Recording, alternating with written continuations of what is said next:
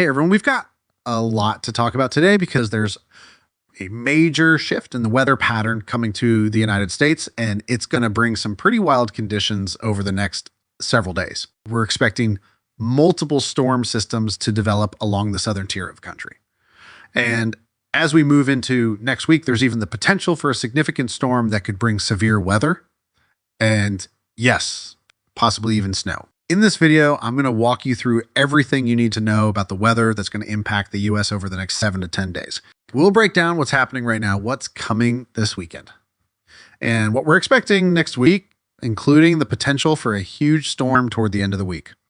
But before we get into the details, hit the subscribe button like this video and leave your thoughts in the comments. Thank you for your support.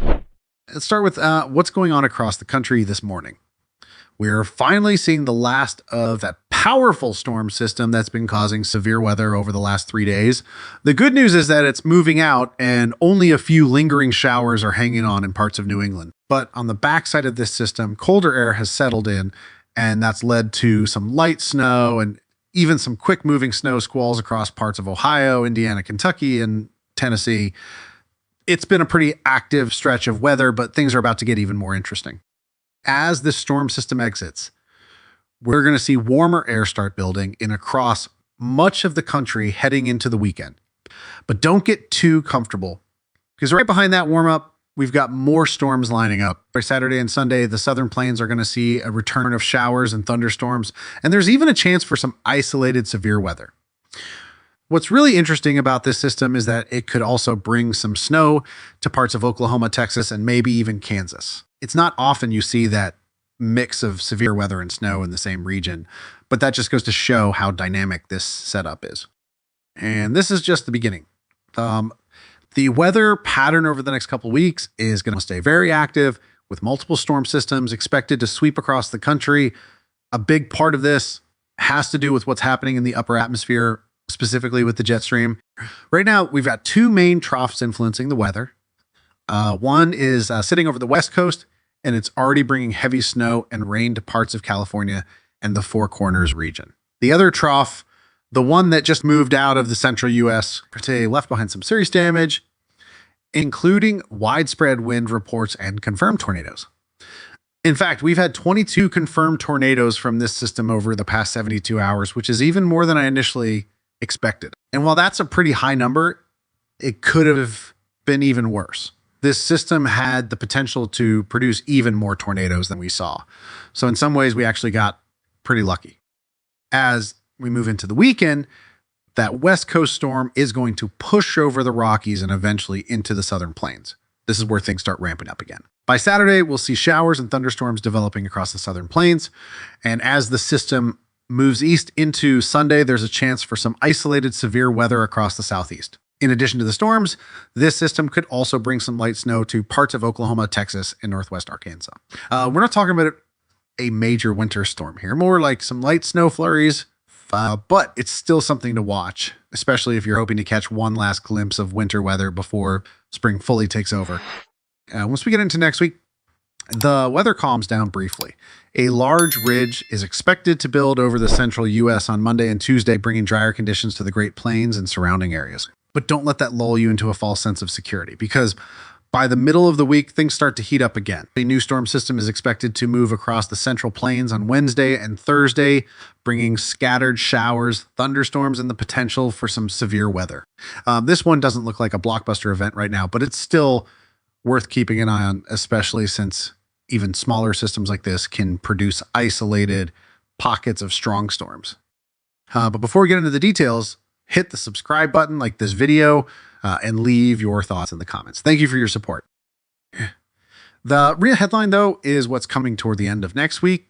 By Thursday and Friday, confidence is growing that we're going to see a major storm system develop. And I really think this one could be comparable to the storm we just went through, if not even stronger. We're still about 7 to 8 days out, so it's too early to lock in the details, but the overall setup is looking pretty intense. We're expecting a deep and powerful trough to move across the Rockies and into the central U.S. And with that kind of upper level support, there's a strong chance for severe weather and possibly even a winter storm.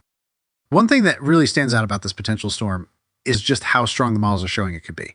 The GFS model, for example, is already indicating pressure levels around 973 MB. And that's incredibly low. For context, the storm we just had set some barometric pressure records in the Midwest with pressure around 979 MB. So if this next system verifies, we could be looking at another record-breaking event. Even the European model, which shows the storm taking a slightly different track, is picking up on the potential for a powerful system with strong winds and widespread impacts. Meanwhile, our friends on the West Coast aren't going to get much of a break either.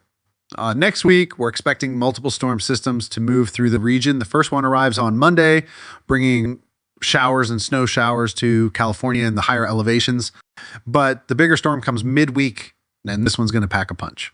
By Wednesday, we could see heavy rain, significant mountain snow, and strong winds impacting the West Coast. Yeah, let's get into the heart of the Earth forecast and take a look at the 6 to 10-day temperature outlook. This covers the period from March 10th to March 14th. And what really stands out here is the presence of a negative P&A Pacific North American pattern. In simple terms, this usually means colder than normal temperatures settle over the western United States.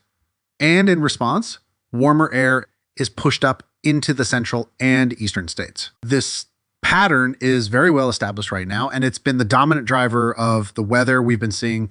If you remember earlier in the winter, we often had the opposite a positive P&A, which kept the western states warmer and forced colder air into the central and eastern US almost the entire season. This kind of pattern really dictates the overall temperature distribution across the lower 48 states.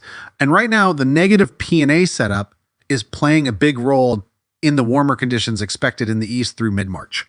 And then we shift over to the precipitation outlook for the same period.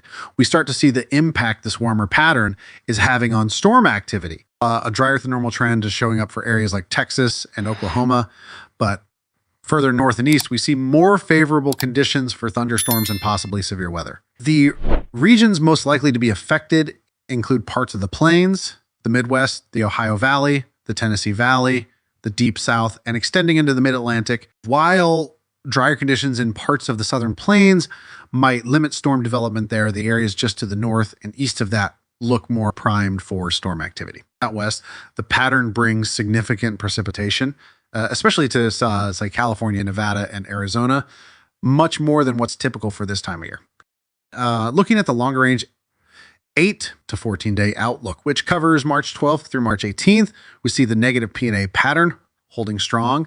This continues to push warmer air into the central and eastern states, particularly favoring warmer conditions in the east. Precipitation-wise, the west remains very active with above normal precipitation, while the southeast and parts of the Ohio Valley see their chances for storms increase. Texas and Oklahoma, however, stay relatively dry through this stretch. We take a step back and look at the temperature trends we've seen so far this month. Since the start of meteorological spring on March 1st, there's already been quite a bit of variability. Just over the past 5 days, we've seen a notable shift toward warmer temperatures, and this aligns well with the overall pattern we're seeing develop. The western and central states have been seeing a good deal of warmth, while the east has been a bit cooler or closer to neutral. But as the month progresses, we know those eastern areas are going to warm up significantly, and that's going to happen pretty quickly. The European model shows the development of a major storm system over the Great Lakes region with a central pressure of 981 millibars, a strong storm by any measure. This brings heavy snowfall to parts of the upper Midwest, including Iowa, Missouri, Wisconsin, Minnesota, and the upper peninsula of Michigan. In addition to the snow, the system brings very strong winds and a significant threat of severe weather across parts of Virginia, North Carolina, and South Carolina. The severe weather potential isn't just limited to those states, though. Much of the surrounding region is also at risk for thunderstorms and damaging winds. As we move forward through the forecast, we see more systems developing. By March 7th. A new low-pressure system forms over Missouri, a concerning spot as systems in this location often lead to severe weather outbreaks. Later in the month, another powerful storm develops over Kansas with a central pressure of 979 millibars and an expansive area of thunderstorms and severe weather stretching across multiple states.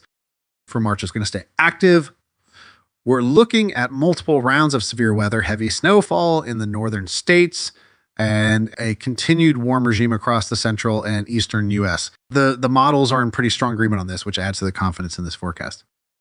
So as we gear up for what's shaping up to be a very active and stormy March, make sure you stay tuned. I'll be keeping you updated on every development. If you haven't already, hit that subscribe button and turn on notifications so you never miss an update. Thanks so much for watching, and I'll see you in the next video.